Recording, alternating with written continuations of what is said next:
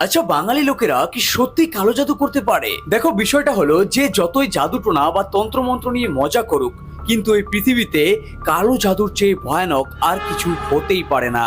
বলা হয় কালো জাদুর মাধ্যমে তুমি যে কোনো মানুষের জীবন বরবাদ করে দিতে পারো, তার জীবন থেকে সমস্ত সুখ কেড়ে নিতে পারো।